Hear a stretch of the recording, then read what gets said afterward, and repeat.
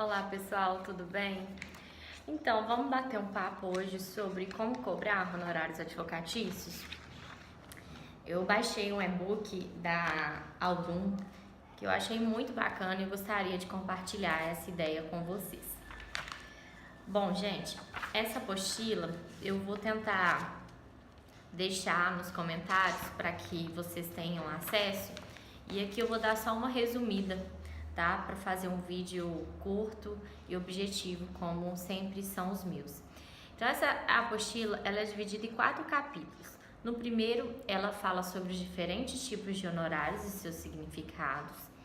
No capítulo 2, ela vem dizer que os honorários têm limites, estabelecendo o limite mínimo e máximo que você deve seguir.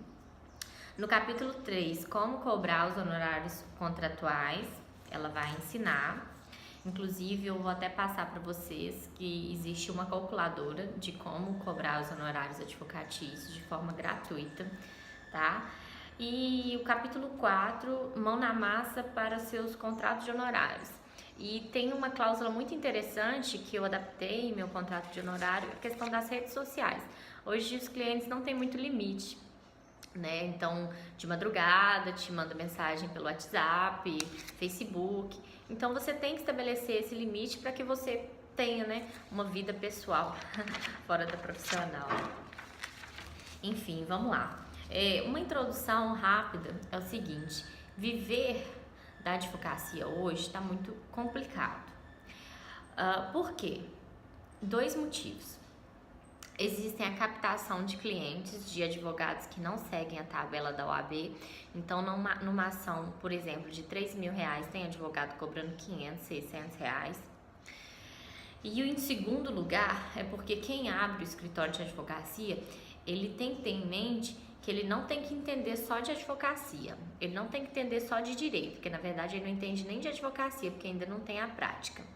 Ele não tem que entender só de direito, ele tem que entender de administração, tem que entender de marketing jurídico, tem que entender de finanças e tem que saber atender bem um cliente. Então, são 4 coisas que você deve saber antes de abrir seu escritório de advocacia. E muitas pessoas não têm essa noção, então por isso que fecha o escritório com pouco tempo. E outra coisa é o que eu vou estar ensinando aqui para vocês agora, que é algo também que nem sempre a gente acerta, porque é bastante complexo, mas com a prática a gente vai conseguindo fazer com que a gente não pague para trabalhar e que a gente veja de fato o lucro em cada processo. Então, gente, sobre o primeiro capítulo, existem 3 tipos de honorários: os honorários contratuais ou convencionais, os honorários sucumbenciais e os honorários arbitrados judicialmente. Na verdade, eu falei 3, né? Então, contratuais ou convencionais, que é a mesma coisa, sucumbenciais e arbitrados judicialmente. Os honorários contratuais, eles podem ser um valor fechado no início do processo, um valor fixo pago mensalmente, um valor ao final do processo, geralmente por uma cláusula de porcentagem ao final, ou a combinação desses fatores. Então, às vezes a pessoa cobra um tanto no início do processo e uma porcentagem ao final, ou às vezes a pessoa paga um valor X mensal até o final do processo. Então, isso pode se combinar. Os honorários sucumbenciais é quando a parte que perde a ação tem que pagar para o advogado que ganha a ação. E os honorários arbitrados judicialmente é quando existe uma divergência, não foi contratado, né, foi contratado somente via verbal, ou então houve alguma divergência entre cliente e advogado, o juiz, analisando a complexidade da causa, vai arbitrar os honorários. Os limites dos honorários, já no capítulo 2. Nós devemos observar o mínimo de acordo com a tabela da OAB. A tabela da OAB existe em cada estado, então você vai pegar a tabela do seu estado, vai observar o limite mínimo que você deve cobrar por aquela causa. O limite máximo é o seguinte, gente. Um advogado geralmente recebe até 30% do valor do cliente, que o cliente recebe. Está previsto até 50%, porém a praxe mesmo é até 30%. Então a gente, mesmo observando o mínimo da tabela, nós devemos observar várias outras questões, que é a complexidade do caso, o tempo estimado de duração do processo, a dedicação ao cliente, se é exclusiva ou não, o tipo de cliente, se é frequente ou pontual, o prestígio e nível de especialização do advogado, até porque se você tiver uma especialização naquela matéria, não justifica você cobrar somente o mínimo, porque você já despendeu de mais esforço, de mais tempo, de mais dinheiro naquele tipo de caso. A relevância e o valor da causa, a praxe da região. Então, gente, a gente tem que observar tudo isso. A regulamentação da OAB, é bom que a gente sempre tenha em mãos o Código de Ética e Disciplina da OAB, principalmente os artigos 48 ao 54, e o Estatuto de Advocacia, pela Lei 8.906 de 94. Então, se você agir pautado em todas essas, na tabela da OAB, no Estatuto, né, no caso, no Código de Ética, você vai estar agindo de uma forma totalmente dentro do que você, pautado, né, no que a advocacia defende.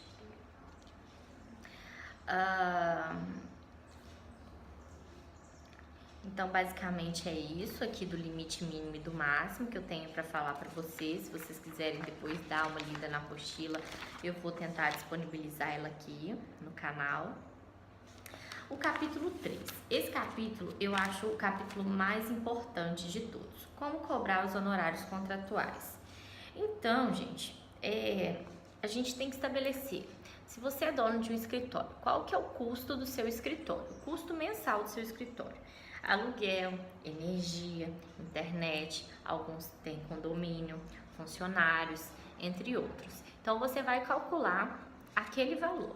E aquele valor é um custo fixo seu, então você tem que dividir para os clientes que você tem. Então, vamos supor que você tenha 8 clientes no mês, ou então 8 clientes fixos, você vai dividir o valor do seu, esse custo fixo entre os seus clientes. Né? Não é um cliente, você vai pagar, com um cliente, pagar o custo fixo do escritório todo. Pode até fazer, mas não é a maneira mais correta. Todo processo possui despesas, então é uma coisa que você tem que deixar o seu cliente ciente, que as despesas, elas não são da obrigação do advogado arcar, que é cópia, impressão, deslocamento. Então isso fica a cargo do cliente. Você pode pedir o reembolso no final do processo de tudo aquilo ali documentado. Você pode pedir antecipado. Você pode emitir um boleto mensal daquele custo gerado. Então vai depender da melhor forma que você achar interessante.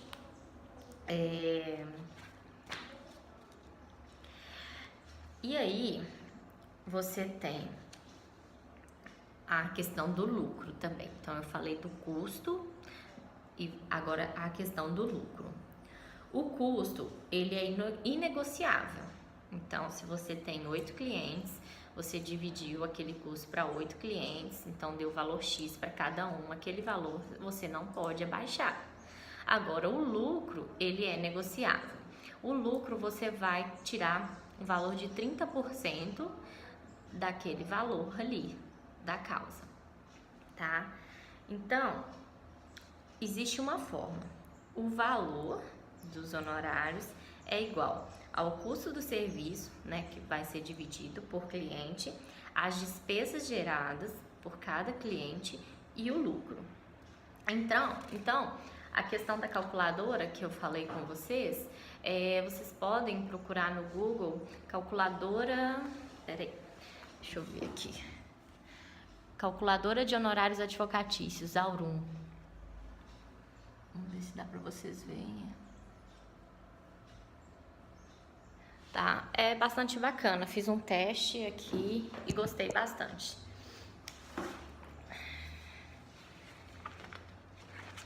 Deixa eu ver o que mais que eu acho interessante tá passando para vocês. Aqui ela explica, né, como utilizar a fórmula manual. É importante também, gente, a gente estabelecer o valor da sua hora de trabalho, porque às vezes você não vai pegar um processo, mas você vai fazer um serviço para o seu cliente. Então você tem que determinar a sua hora de trabalho. O valor da sua hora de trabalho é o custo do serviço dividido pela hora de trabalho no mês. Então, você deve considerar o custo fixo do seu escritório, somá-lo ao valor atribuído para a sua atividade intelectual e dividir pelas horas de trabalho ao mês. Então, no meu caso aqui, eu achei, né, a título de exemplificação, R$ 195,00 a hora de trabalho.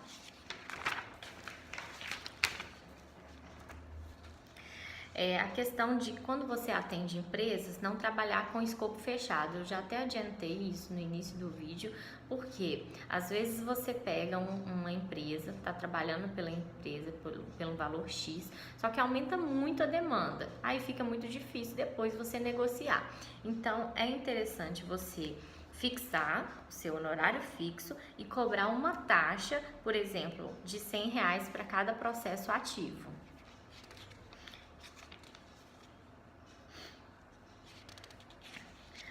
A questão de um bom relacionamento com o cliente. Você tem que entrar sempre em contato com o seu cliente, deixar ele sempre ciente dos andamentos.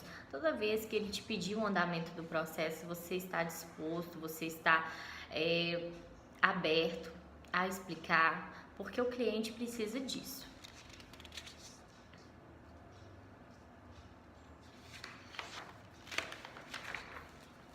Você pode também estabelecer uma porcentagem de, por exemplo, 10% em êxito sobre a ação, tá? Outra coisa, você também não deve sair aceitando, isso não tá nem na apostila, mas é algo que eu tenho em mente. Às vezes aparecem muitos clientes, mas eu fecho com, por exemplo, de 10, 7 ou menos. Por quê? Tem gente que vem achando que realmente tem um direito em uma ação e você não pode entrar com uma aventura judicial, né? Então você, é um cliente, poderia, né, fazer um contrato de honorários, entrar com um processo, mas poxa, se você já vê que aquilo ali não vai ter futuro, então você não pode, né? Isso é até contra a ética também. Você não pode entrar numa aventura judicial em algo que você não tenha noção de que, né, aliás, que você já tenha noção que aquilo ali não vai dar certo. Então, explicar para o cliente, né, sobre os riscos da ação, deixar bastante ciente sobre tudo isso. Se mesmo assim ele quiser entrar, você, né, colocar no seu contrato de honorários que foi avisado sobre todos esses riscos, enfim. Mas nunca entrar com uma ação, uma aventura judicial. E outra coisa que eu vejo muitas pessoas falando, é causa ganha. Não existe a causa ganha. Você tem sim uma grande probabilidade ou uma pequena probabilidade de ganhar, mas não existe ganho de causa. Não existe causa-ganha, porque imagina, você fala que a causa está ganha para o seu cliente, acontece alguma coisa que não está previsto e aí você perde a ação. E aí, com que cara que você vai olhar para o seu cliente? Então, na faculdade mesmo, eles sempre falavam, não falar, né, a questão da causa-ganha. Não existe causa-ganha.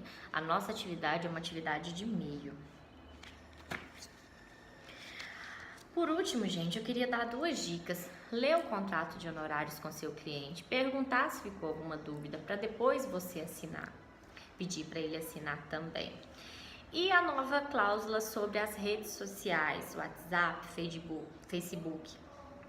Então, aqui existe já a cláusula pronta, porém eu achei ela um pouco pesada, porque diz que se a pessoa mandar mensagem fora de horário, vai ser cobrado o valor da consulta. Eu acho que não precisa ir a tanto, Porém, eu coloquei no meu contrato o horário de trabalho que pode ser enviadas as mensagens via esses meios, porém a gente não consegue responder todos a tempo, então eu coloco um prazo de 48 horas para estar respondendo essas pessoas, que em caso de mais urgência pode me ligar também dentro do horário comercial, porque o WhatsApp é difícil mesmo da gente responder a tempo e a hora. E ter né, não deixar com que os clientes se sintam à vontade de mandar mensagem, de ligar a hora que bem entendem, e sim respeitar o horário de atendimento. É claro que deixar também claro, se ocorrer alguma urgência, pode ligar, não tem problema, né? Mas desde que seja uma urgência mesmo. Esse conceito de urgência, ele deve estar bem alinhado entre advogado e cliente. Então, gente, é isso, né? Saber planejar a cobrança dos seus honorários é fundamental para que seu negócio jurídico seja sustentável e lucrativo.